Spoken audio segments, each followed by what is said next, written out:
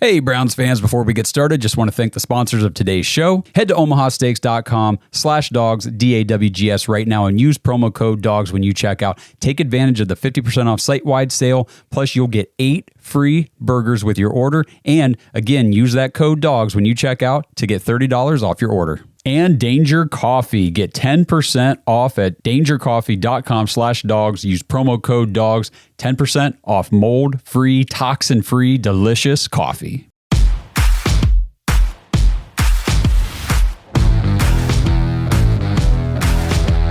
Welcome to the Dogs Podcast with your hosts, Blake Reneker, Justin Charles, and Josh All.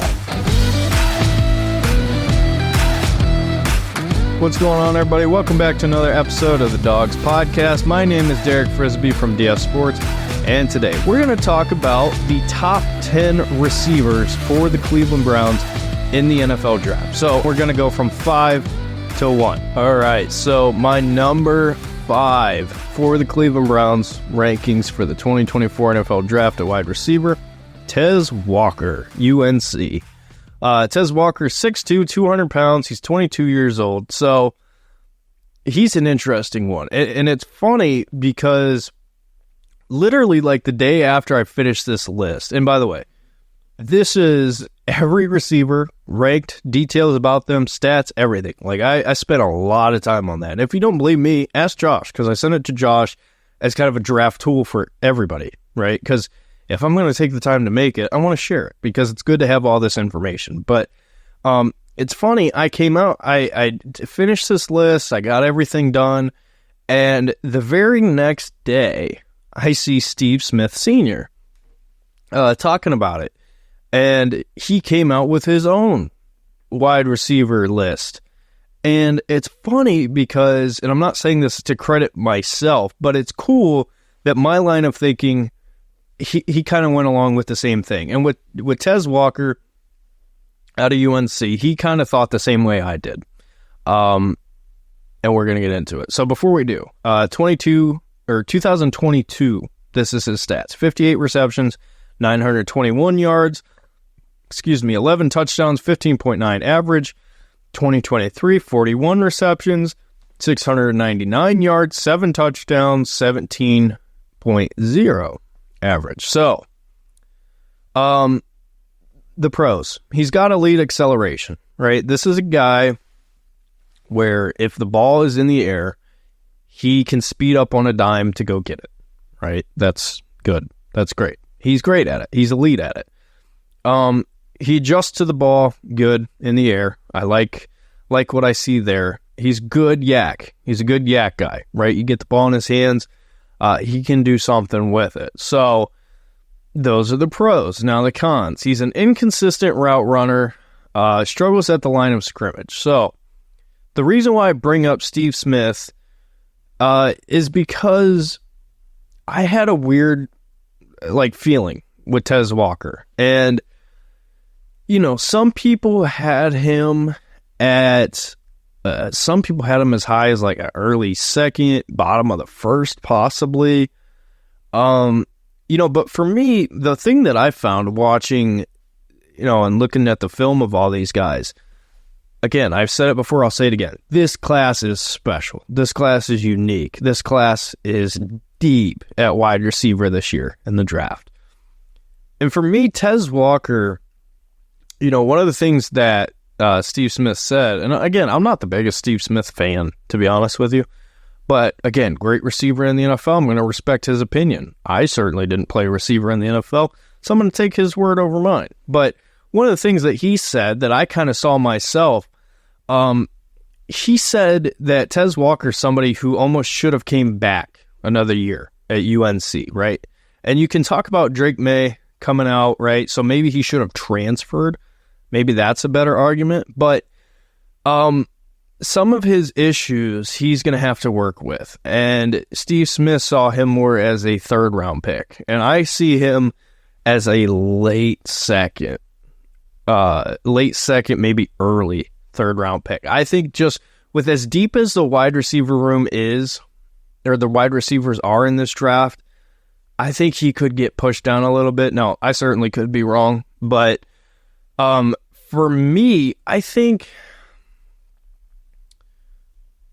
Tez Walker, and I really don't know if I want to make this comparison because they're two guys in the same draft, but they're similar for me. They're similar for me in the sense that both of these guys, I have some questions about them. And for me, those guys are A.D. Mitchell out of Texas, who is going to be a first-round pick, if not early second-round pick, which I think he should be. And the reason why I don't have him on my list, spoiler, is because I think he's out of reach. And I think he should be. I think everything that Tez Walker does at a high level, I think that A.D. Mitchell does just better, right? So that's the difference between the two. But they both have their issues. I think they're both inconsistent route runners, struggle at the line of scrimmage, right? And for me, with Tez Walker, I found like his highlights are good, right? They're good. But he's inconsistent. And I think he's somebody that I think needs some work. He needs some work. Now, the reason why I have him 5 on my list is because I think the upside with him is really good. And I think he fits what the Browns are looking for, right? This is somebody who could come in and give you a lot as far as over the middle with the yak. Again, elite acceleration. He's fast. Adjusts to the ball well. Has solid hands. I like that a lot. His contested catch, good. Like it. I like a lot of Tez Walker. I would not be upset at all if he was the pick for the Browns. But I think personally for me, there are a lot more things that he has to work on coming into the NFL than some other people think. So, again, not that he's bad. I think a lot of these things are nitpicking, right? Again, I've said it. I'll say it again. I think a lot of these receivers are going to be really, really good. I really do. And when it comes to guys who fit the Browns, I think Tez Walker would fit what the Browns are looking for, and especially more so like a deep threat. A lot of things that I really liked that I saw for him were deep down the field when he would adjust to the ball and, kind of get used in that way. And I think that's what we need, and I like it. And he's big. He's 6'2", 200 pounds. So I like him a lot. I think he would be a good pick, but for me, Tez Walker is somebody, especially if the Browns maybe wanted to trade back. If the Browns wanted to trade back, they get to 54, maybe somebody they liked more is gone, and they didn't want to trade up. Or, if they wanted to take somebody else, and then trade up later, right? I think that's kind of the situation. If Tez Walker were to end up Cleveland Brown, that's how I see it happening, and I'd be happy. Again, I like him a lot. I just think compared to these other guys in my top 4 now, I think he has the most issues to work through, if that makes sense. So Tez Walker is my number 5 on the list for wide receivers with the Browns in the NFL draft. Number 4 is a guy that has risen a lot, right? Barry talked about him when him and Josh did a Senior Bowl breakdown, and talking about some of those guys. Barry had mentioned that this guy impressed all 3 days, and I like this player a lot. I hate the school he went to. Shocker. Well, I'm even wearing, so I think that kind of gives it away. Roman Wilson, out of the University of Michigan. He's 6 foot tall, 192 pounds, 22 years old. Roman Wilson is, he's fascinating. And the reason why I say that is big part due to the school he went to, right? It's no secret that Michigan made their bread and butter running the football, right? Great offensive line, great run game with Corum, with Edwards. They're going to run the football. So the pass game was kind of second option there, right? And, if you want to talk about J.J. McCarthy, I can sit here and tell you a billion reasons why I'm not a huge fan. But Roman Wilson, when he did get the ball, I liked him a lot. I thought he was a really good player. His 2022 season, 25 receptions, 376 yards, 4 touchdowns, averaged 15.0. 2023, last year, 48 receptions, 789 yards, 12 touchdowns, 16.4 average. So, again, the stats are not like mind-blowing. They're not stats that are going to blow you away. But the pros and the cons. Roman Wilson has raw explosiveness. Just God-given natural talent. Explosive, which is kind of hard to explain when you turn on the film and you watch Roman Wilson. His speed is unique. His speed is dynamic. And this is a guy, like, you don't want him to end up on a team like the Chiefs, right? You saw what they did with little to nothing at wide receiver. You add a guy like this, that would be bad. He's great against zone. He is great finding holes in the zone, getting open, and catching the football. He has great hands. There are multiple instances where those are NFL catches that you're seeing Roman Wilson make.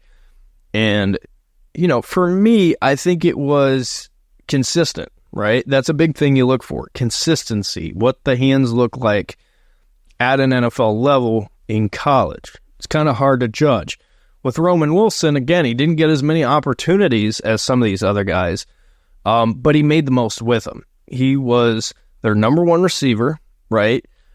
Another guy who's in this draft from Michigan, Cornelius Johnson, he's a big guy, right? This is a big, deep threat who you look at and you say, hey, that's a guy that you should be throwing deep to. No, Roman Wilson was the guy. He was the impact player at the wide receiver position. And he did it against good talent, right? He did it consistently against good talent. And I personally value that the most, right? And again, guy who impressed Barry at the Senior Bowl. I respect Barry a lot. I think his opinion certainly matters. And, being up close and personal, if you like what you see, that's really good. So I like Roman Wilson a lot. Now his cons, he has had injuries due to his frame. Again, he's 6 foot 192. He's kind of a skinny kid, but I think I feel more confident with Roman Wilson getting that fixed as far as like his frame goes. I think he has meat to be put on the bones, right? Where you look at somebody like Jalen McMillan, who I talked about, who's my 10th ranked receiver. I think he's going to struggle. I think his size could really become an issue. I don't know how much that's going to change, right? There's going to have to be a lot of emphasis and a lot of work put into it. Roman Wilson struggles with physical corners, right? If you're up in his face, you get hands on him, he's going to struggle, right? Again, he is great against zone, but when you're playing man-on-man, physical, up front, right, if you got like a Martin Emerson against him, he's going to struggle. He's going to struggle. But the stuff that he does well kind of overshadows it, in my opinion. I think this is stuff that you want to... It's worth taking, right? All these guys have flaws, but Roman Wilson, stuff that he does great, is worth taking. And I think this is a guy that at 54, if he's there, depending on who else is there, you pull the trigger on. And maybe if some of these guys go earlier and, you feel like you need to trade up a little bit, I would do it. I think it's worth it. So I like Roman Wilson a lot. However, I do have to mention, and I'm going to throw this in here because we're talking about it, one negative that's going to be talked about with Roman Wilson is his personality. He's got a little bit of juju in him, not going to lie. And I'm not a big fan of that. At the end of the day, I don't care. It's how you play on the football field that matters to me. But this is a guy who's going to go on social media. He's going to run his mouth. And if you win, if that's a guy who's on your team, you like it. But if you play against it, you hate it, right? It's not to bring it up, but like the Baker Mayfield effect, right? But obviously it's not just Baker. There's a ton of guys. But just saying, Roman Wilson, a lot to love. I think he's going to be good at the next level. He's a player I would like to see end up on the Browns in certain scenarios. But there are some negatives there. For me, again, like I said, he's somebody I would pick at 54. Depending on who's there, he's somebody that if guys get picked early that I like, I would trade up to get him, right? I think he's that good. Some people are even talking about him being like top of the second, bottom of the first. So, again, similar to Ladd McConkey, he's a guy who the hype is going through the roof. So, we'll see. We'll see where he ends up getting picked, but I do think he will be in striking distance for the Browns. That is why he's on my list. I have him at number 4. This episode is presented by Omaha Steaks. Browns fans, the 50% off site-wide sale is still happening over at omahasteaks.com/dogs. Head over there today. Make sure you take advantage of this 50% off sale on everything on their website. Plus, go to that URL /dogs and you'll get 8 free steak burgers with your order. And then if you use promo code DOGS when you check out, you get $30 off your order. This is a deal you cannot beat, especially with the price of meat and all food and just everything right now is sky high. It's just stupid. But this kind of sale, now this meat is the best stuff you guys can get. I'm telling you right now, I've been talking about it for years. The steaks are my absolute favorite. I love them. The burgers, the jumbo franks, brats, the chicken, the pork, all the seafood. They've got the ready-to-eat meals, desserts. They even have wine and things like that. Just go to omahasteaks.com/dogs, check out everything they have to offer, and make sure that you use promo code DOGS when you check out. Get $30 off your order, plus get 8 free burgers. omahasteaks.com/dogs. Minimum order may apply.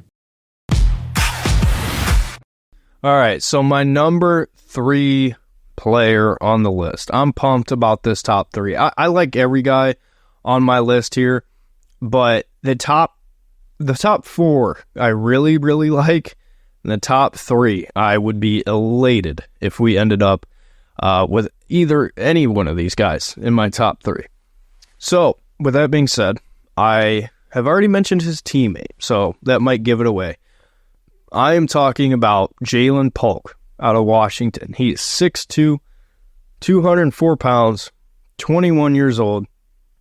Just to give you the stats, 41 receptions, 694 yards, 6 touchdowns, and 16.9 average in 2022. 2023, 69 receptions, 1,159 yards, 9 touchdowns, 16.8 average. That's 2023. So, Ja'Lynn Polk is a fun receiver, right? Because he's kind of hard to describe. And I'm going to do my best.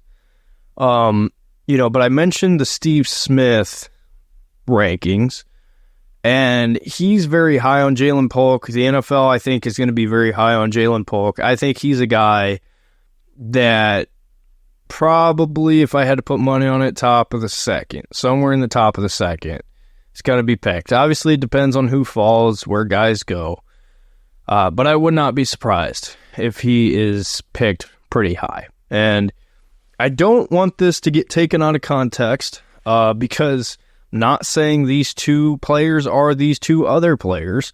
But Ja'Marr Chase and Justin Jefferson, I think they proved that it is possible that a team can have a great receiving core and the players in that receiving core can both succeed individually in the NFL. And I'm not saying that Polk is either one of those guys. I'm not saying Rome Odunze is either one of those guys as well. I'm not going to put that sort of standard, I guess, on those 2. But what I will tell you is just because Odunze is as good as he is, does not mean Polk gets everything easy, right? And vice versa. Now, Jalen Polk, he catches everything. He's got great hands. He's got excellent ball tracking skills, and he's got an excellent catch radius. What I mean, Washington used him multiple different ways, right? He played outside. He played inside. You know, they kind of used him in a few different ways, but in terms of, hey, you need to convert, right? Or you need a big play. Jalen Polk was the guy. And I think at times he kind of looked better than even Odunze at sometimes. Not saying he is better, because I think Rome Odunze certainly has a more exciting skill set than Jalen Polk. But when it comes to consistency and needing to get a reception, he's the guy. He's the guy you throw to. So, again, there were times where Washington threw to him deep in the end zone on just kind of fade routes, and he came down with it. There were times where they threw the ball 35, 40 yards downfield. He adjusted and came down with it. There were times where they just needed over the middle, and he is, in my opinion, everything you want in a number 2 receiver, right? You want a guy who has a good enough skill set of his own, can handle his own, and can catch the ball, right? And he made NFL catches consistently in college football. This is not a situation where he was just running free all the time and just caught the ball, right? This is him getting open, making tough catches, coming down with the football consistently at a high level. His speed is decent. He's a guy that I'm going to if he runs a great 40 time, he's going high. He's going to go probably very top second round, maybe bottom first round, right? He's that good.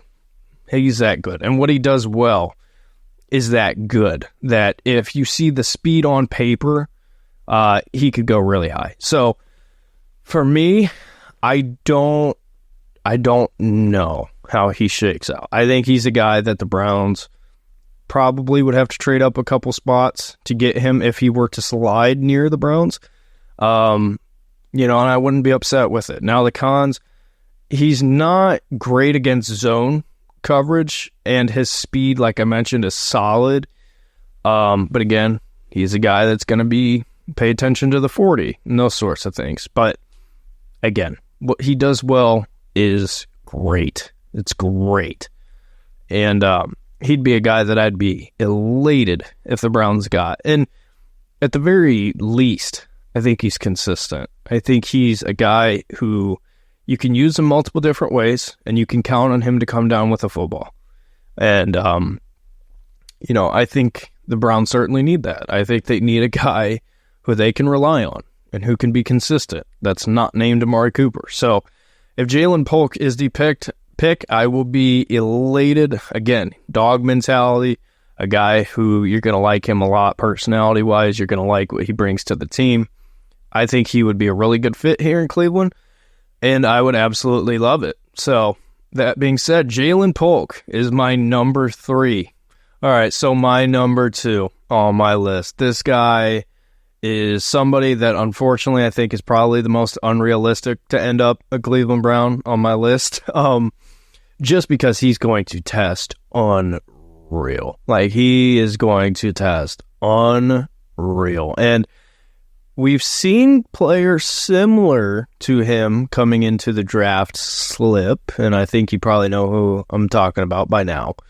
But I think given the success of the 2 guys in particular who he is being compared to, I think he will end up being picked higher because of it. I think despite maybe the lack of long-term consistency, if that makes sense, I think there's going to be a team that's going to say, yeah, we're taking a chance on this guy. And I think he will be a great receiver at the next level. And I'm talking about Xavier Legette. South Carolina. He is a monster. 6'3", 227 pounds. He is 23 years old. And yes, you did hear me right. 6'3", 227 as a wide receiver. And don't be fooled. That is all 227 pounds of pure muscle. He is a freak. He's an absolute freak. And again, obviously there I'm talking about A.J. Brown, DK Metcalf. I think Xavier Legette's going to end up being a probably bottom of the first round pick, if I had to guess.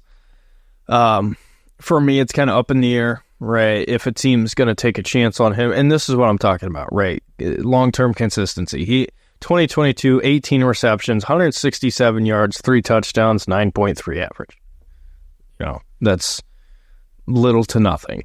2023, 71 receptions, 1,255 yards, 7 touchdowns, 17.7 average. So, quite literally added on by 1,000 yards plus from season to season, and over doubled his touchdowns. So, there are people who will say, maybe he's a one-year wonder, right? And again, we've seen, like, Treylon Burks. Treylon Burks was a guy who I was high on, who was compared to DK and was compared to A.J. Brown. With Treylon Burks, there's a lot of issues there, but I think it was because we hadn't seen a player since AJ, DK, and people tried to really make, Treylon Burks into being that. And certainly there's some comparisons, for sure. And I still like Treylon Burks to an extent, and he's shown some flashes, but I think Xavier Legette is, wow. Like, some team's going to get a dynamic, great receiver, a freak athlete, and, who could be a monster, right, at the next level. But again, it's one season. He's going to test unreal. He has great speed for his size. Like, he moves unbelievably fast for his size. And again, this is why I think he's kind of a little bit of too much of a dream, because I think he's going to test so well, and especially when it comes to the 3-cone, when it comes to the 40-yard dash, when it comes to those sorts of things, that I think teams are going to be like, yep, no, we're going to take the risk. And I think, unfortunately, he's going to be out of the Browns' range. But nevertheless, I'm putting him on the list just because, if Andrew Berry wanted to move up, who knows? But yeah, great speed for his size. He adjusts to the ball well. Great contested catch ability. He's a bully. He is a bully downfield. He's a bully with the ball in his hands, but especially like in jump ball situations, he's just going to tell you he's bigger. He's just going to tell you he's bigger and more athletic than you, and he's going to get the ball. And when you turn on his tape, it's just, you just sit there and say, this is crazy. Like, this is insane. He's a freak. He's a freak. He's a freak athlete. I think he's arguably the most intriguing receiver in this draft. When it comes to potential, he's top of the list. And he's top of the list potential-wise at any position in this draft. Now, he does have some cons. Again, like I said, only the year of producing at this high of a level. His burst off the line is not as good as I think you would want it to be, right? He takes a minute to maybe build up the speed. His footwork is something that's still developing. His change of direction speed is something that he's going to have to work on as far as getting more, just improving, right? And cutting in and out of his routes and that sort of thing. But for the Browns, if you could bring in a Xavier Legette with Amari Cooper, with Elijah Moore, man, he's special. He is.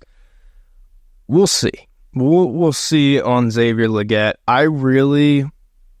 I'm fascinated by him. Just because of what he could be. And I think he will. I think he's not going to be like a Burke situation where people go, oh, there's only one DK and whatever. Like, no. I think Xavier Legette will play at a high level. Are you going to put those sorts of expectations on him? That's fine if you want to. But, when you have a guy moving at 6'3", 227 pounds of pure muscle, who moves as well as he does, can jump, who can catch, he's special. He's special.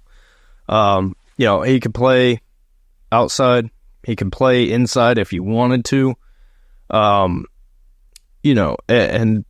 hey, the Browns already have one freak athlete as a receiving threat in David Njoku. Why not add another one if you can? Xavier Legette. So, again, I'm not going to get my hopes up for this one, but if he's in striking distance, that could be interesting for sure. That could be interesting. He's fun, right? He's a guy that I would say go watch his highlights because you're going to be pumped. And by the way, I didn't just watch highlights. I did work on this. It's not just a highlight review, but you get the point. Nevertheless, he's my second player. Whether if it's unrealistic or not, too good not to put on this list for me. So, Xavier Legette is my number 2. This episode is brought to you by Danger Coffee. Browns fans, we talk about how Danger Coffee is made free from mold toxins that are in 45% of the world's coffee, but that's not all that Danger Coffee has to offer. Mineral and nutrient deficiencies are a big deal. They make you feel sick, tired, stressed, and they can give you brain fog. These deficiencies negatively affect your immune system, your digestion, sleep, metabolism. Have you ever wondered why you get an initial burst from your coffee, but then you get that little crash not long after? Danger Coffee's patent-pending process remineralizes your body with more than 50 trace minerals and electrolytes, leaving you more energized, engaged, powerful. These micronutrients enter the cells to boost performance. They bind to toxins to provide detoxification support. I know that sounds like a lot, but the bottom line, guys, is minerals matter, and most of us really don't get enough of them on a daily basis. Danger Coffee delivers micronutrients, plus it gives you access to the minerals you already have. Head to dangercoffee.com, use our code DAWGS, DAWGS, for 10% off your order, and that code can be used over and over, so you get 10% off every order you make using code DAWGS. It's time to start every day off with a cup of coffee that gets you going and actually keeps you going. dangercoffee.com, code DAWGS. And my number 1 guy, and I'll tell you right off the bat, if I was GM of the Browns, if I was Andrew Berry, this player would end up being a Cleveland Brown by any means necessary. I have watched every receiver in this draft. I have, looked into them, done film work, stats, all those sorts of things. And there, for me, at least for the Browns, there is one clear-cut option that I think fits every single thing the Browns need, hope for, and want. I think he is the perfect fit. I think he is the best option for everything the Browns need. And, I want to take this back to the interview that Josh had with Barry. Josh said, I think the Browns need to go out and get a dynamic receiver who's a playmaker, who's fast, those sorts of things, right? That's what the Browns need. That's what the Browns are looking for. What if I were to tell you that there's a guy in this draft who is 20 years old, 20 years old, who might be the fastest receiver in this draft, who can come in, play inside, play outside, is a really good route runner, I think very underrated as a route runner, who can catch, who is shifty, who is a deep threat, but also can do the other things, can work over the middle, can, get open, create separation. And what if I were to tell you that this guy could also come in and be an instant elite punt returner and kick returner? If I told you all those things, you would say, that sounds great. But I find it interesting, with this player, I've done a lot of work on this player. Because for me, he's the clear-cut number one for the Browns, right? He is in striking distance. I think the Browns can get him. I think there is a chance he could fall to 53 or to 54. I feel like if the Browns want him, they might have to move up a few spots to get him. Nothing crazy. And I think this would be worth it. And this is not an Anthony Schwartz situation with this guy. He can run routes, he can catch. All right, this is not just a speed thing with him. I am talking about Xavier Worthy from the University of Texas. Now, I'm going to talk about him. Going to explain everything. So stay tuned. But again, 6'1", 172 pounds, 20 years old, right? There are some cons, but there's a lot of pros with Xavier Worthy. Number one,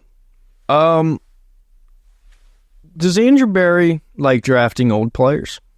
No. Andrew Berry has shown that he loves young players, right? Young guys with potential who, you view can really develop and play at a high level, right? Which obviously every team wants, but Andrew Berry has shown that he will pass up on a guy that's maybe like 23, for a guy who's younger, right? Not that should matter all that much, whatever, but in this case, I think it's important to look at the track record. Now, last year was like the first time that he kind of went against the grain and against his guardrails is the term that was used. But I think historically, it's fair to bring it up, right? That those are things that are talked about, or at least historically with Andrew Berry. But Xavier Worthy, 2022, 60 receptions, 760 yards, 9 touchdowns, 12.7 average. 2023, 75 receptions, 1,114 yards, 5 touchdowns, 13.5 average. So, let's talk about it. Why do I love him so much? Why do I think he's the perfect fit? He has unbelievable speed, which the Browns so desperately need. And it's not wasted fast. It's not straight line speed. This is explosive, quick burst, in and out of his routes, speed. He's shifty. His route running is really good, and he tracks the ball really well, right? Here's what I will tell you. Watching Xavier Worthy, the speed at which he breaks in and out of his routes is unreal. Like, it is unreal. He will undeniably get separation at an NFL level, right? There are times where he's running scot-free, right, when you watch the film, because of the skills that he has as a route runner with his speed and explosiveness. But also, at the same time, there are situations where he is put in jump ball situations and he has to track the ball, and he does it. And he catches it. He offers you so much. And he fits everything that we need, again. However, there are cons. The frame, right? 6'1", 172 pounds. He is skinny. He is skinny. And, it's easier to put on weight than to take weight off. So, keep that in mind, but 172 pounds is thin, right? But I will say this, Devontae Smith has kind of changed the narrative, at least for me, with wide receiver and the weight side of things, right? Devontae Smith is skinny as a twig and is playing at a high level in the NFL. He's not like super injury prone, and he's playing well, right? So I don't value the size as far as the concern goes as much with some guys. And Xavier Worthy's not a guy that I'm really worried about as far as those things go. Do I think he needs to put on some muscle? Yes. Do I think he needs to put some weight on? Yes. But those are things that you take this player and you worry about and you work on it later, right? What he does well is worth the bad frame and worth trying to figure those sorts of things out. Another con is he struggles a little bit when he's pressed, right? If you get a big physical corner against him early that gets hands on him, he struggles a little bit. And then the big one. This is the conversation that I want to have. And the reason why this player is kind of not controversial, but people have different opinions on Xavier Worthy. He, this past season, has had some drops, some unexplainable drops. Now, I know. A lot of you right now are freaking out. You're like, no, we can't have the drops. That's already a big problem, right? I get it. I understand. He also played through a broken hand. Okay? He played through a broken hand. And I think a big thing with this that you got to factor in also, and another thing that drives me crazy, people want to watch limited pieces of film, right? Whether if it be quarterback evaluation, receiver evaluation, whatever position. People will watch 1 year of film, and they won't go back and look at his freshman year or his first year starting, like stuff like that. Xavier Worthy has not had drop issues. Like, he has not been tagged as a receiver that drops the ball a lot. However, recently, in the last season, especially towards the end, Washington game, he dropped some balls that he should have caught. And Steve Smith kind of labeled him as a body catcher, but he said that he needed to do more work evaluating it. He's not. He's not a body catcher. He has good enough hands to translate to the NFL. I'm confident in that. And again, I'm just whatever. I'm not an NFL scout. I'm not whatever. So you don't have to take my opinion if you don't want to. But what I'm telling you is what I've seen over the course of his career, drops have not been an issue that has constantly come up. And I don't believe personally that it is going to be an issue that constantly comes up. I don't see that for me personally. Did he have his issues? Yeah. Does he catch every single ball and is he perfect? No. But, when it comes to the tools that you have to work with, this is a guy who's 6'1", 20 years old, who you can bring in, who immediately day one can be a great kick punt returner, whatever. And also can play inside, can play outside, does everything you need. You need speed. Great. You need a guy who can get open and be a playmaker. Great. You can get him the ball and let him run with it. Great. Does that well. And those sorts of things. And just to give a player comp, because a lot of people are throwing out different comps when I listen to people talk about him. I have a few guys. Some guys you might not like. Some guys you might love. The most popular one, and I agree with it, is Tank Dell. Xavier Worthy and Tank Dell play pretty similarly. They have a lot of traits that kind of, they're very similar. Tank Dell and Xavier Worthy are similar. And, Tank Dell, before he got hurt, is playing at a really high level. So, take that for what you will. The next guy is Marquise Brown. I think there are some similarities with Xavier Worthy and Marquise Brown. Mostly being the speed. Those sorts of things. However, there's another guy. There's another guy that I've not heard people compare him to. I wanted the Browns to pick him over Jedrick Wills. I remember being on the phone with my buddy, and again, nobody's going to believe me, right? Because hindsight's 20/20, and this guy's a great player right now, so obviously, people are going to say, oh, of course you're saying that. But I did. I was like, hey, you know who they should pick, but they won't? CeeDee Lamb. And at the time, it was because, Baker was the Browns quarterback. Baker played with CeeDee Lamb. We needed a receiver, all those sorts of things. We picked Jedrick Wills. Left tackle was a big issue. I kind of thought I was crazy when I watched Xavier Worthy, and I was thinking in my head, I was like, there's some things that remind me of CeeDee Lamb. And then I watched CeeDee Lamb college film, and I watched Xavier Worthy. They're not the same player, but there are some traits. There are some traits there that remind me of CeeDee Lamb. So I say all that to say, you're getting a guy that at 20 years old, in my opinion, is a mix of Tank Dell, Marquise Brown, CeeDee Lamb,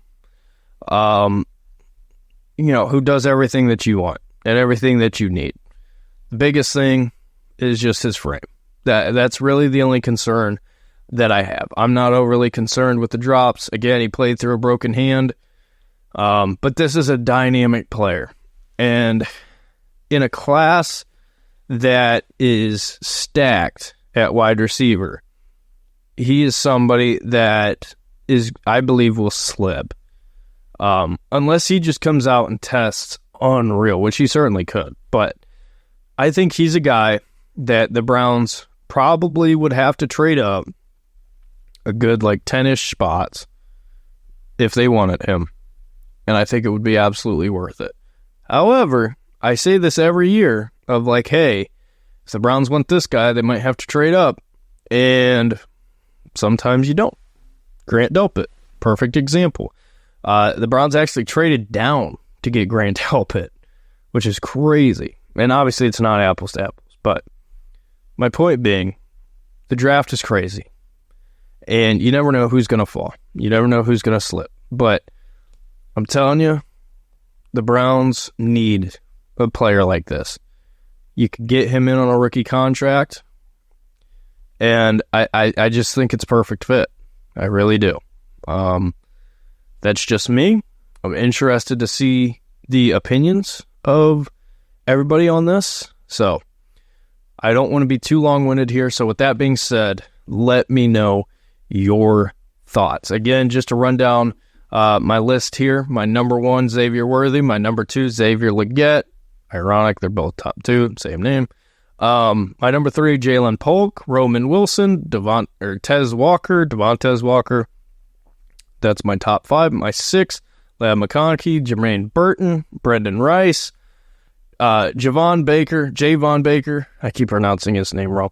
And then Jalen McMillan. Those are my top 10 guys that I think fit the Browns, I think make sense for the Browns, and I would be happy if the Browns got one of those guys. So, with that being said, again, my name is Derek Frisbee from DS Sports. Subscribe to the Dogs Podcast, turn on your notifications, like this video, let me know what you think in the comment section below. Appreciate it. We will see you in the next one. Go Browns. Thanks for listening to another episode of the Dogs Podcast. Make sure you subscribe on YouTube and follow us on Twitter at The Dogs Podcast. Get your thoughts on the show at thedogspodcast.com.